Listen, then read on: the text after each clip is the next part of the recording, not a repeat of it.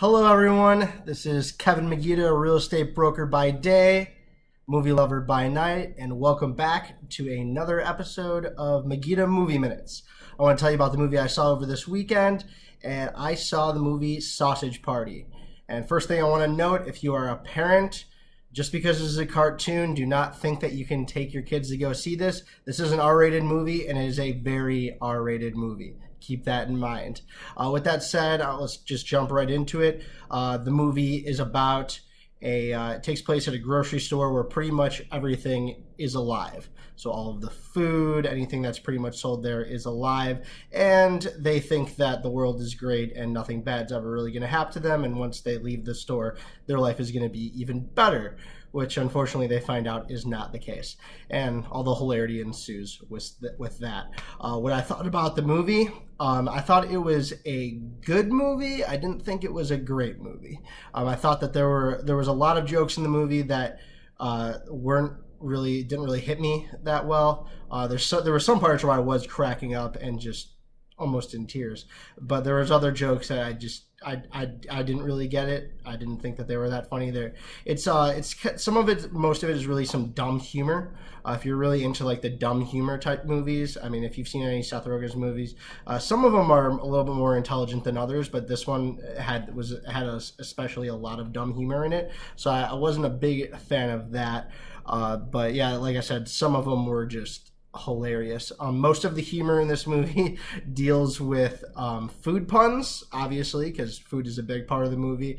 There's a lot of racial jokes or ethnicity jokes, and then there's a lot of sexual jokes as well. So if any of those three things don't sound interesting to you, don't see this movie. If this sounds like your cup of tea, go for it. The things I liked about the movie, I really liked the antagonist in the movie, the villain. The main villain in the movie was a douche. Literally, it was a douche being sold at the grocery store and had the personality of a douche. And I thought that was pretty clever that they came up with that. And he was pretty entertaining throughout the movie.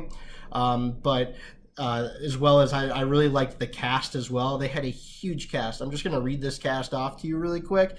And it's pretty much the cast of This Is the End. It's Seth Rogen, Kristen Wiig, Jonah Hill, Bill Hader, Michael Cera, James Franco, Danny McBride, Paul Rudd, Nick Kroll is the one that plays the douche, Edward Norton, and Salma Hayek. So it's a pretty outstanding cast, and I expected a much better movie out of that cast. It was not that amazing of a movie. It was more of a movie that had a few really funny parts, and then just kind of the story wasn't that amazing. Something I haven't really talked about in any of my episodes is endings are actually a pretty big deal for me. And this movie, it was kind of split because the second to last scene, which was part of the ending, I thought was hilarious. I was cracking up. I was almost crying.